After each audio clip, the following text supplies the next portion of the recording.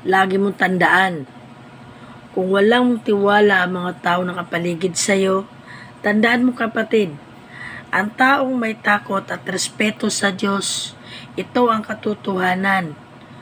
Magaling ka. Magaling tayo. Ang taong may takot at respeto sa Diyos, madiskarte. Ang taong may takot at respeto sa Diyos, kahanga-hanga.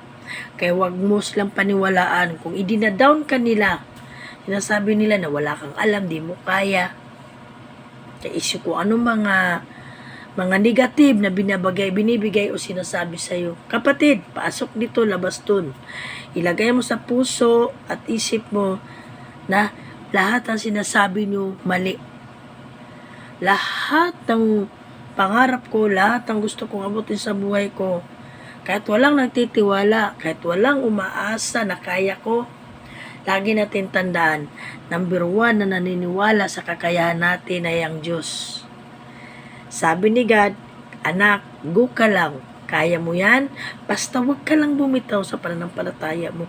Kahit alam mo yung point, andun na yung point na minsan nawawalan ka ng gana.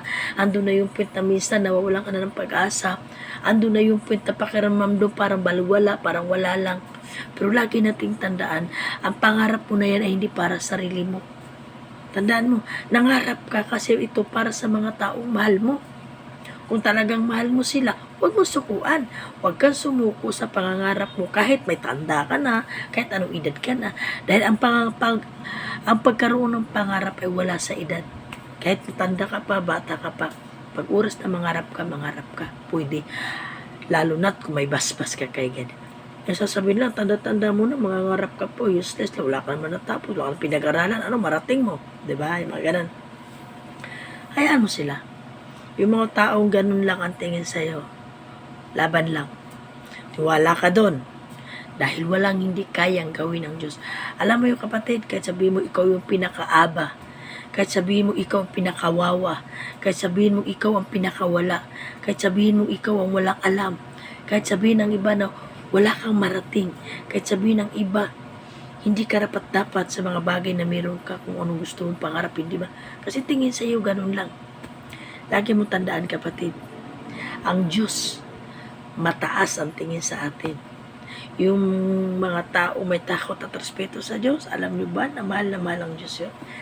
Nire-respeto ng Diyos ang mga taong may respeto, takot sa Diyos. Pinapakinggan ng Diyos ang mga kahilingan ng mga taong may takot at respeto sa Diyos. Kapatid, maghintay ka lang. Lahat ng iyong pangarap, basta sa Diyos ka umaasa at nagtiwala na kaya mo, walang imposible sa Diyos. Ipagkakaloob sa iyo ng Diyos ang mga kahilingan mo dahil ang Diyos, kung gaano mo siya kamahal, kung minahal mo siya ng buo, kapatid, alam ng Diyos kung ano nilalaman ng puso at isip mo. Wala mang tiwala ang mga tao na kapaligid sa iyo. Lagi mong tandaan, may isang naniniwala sa iyo ng buong buo. Walang iba kundi ang Diyos. Ang sabi ng Diyos sa iyo, anak, go ka lang. Napakagaling mo at kaya mo yan.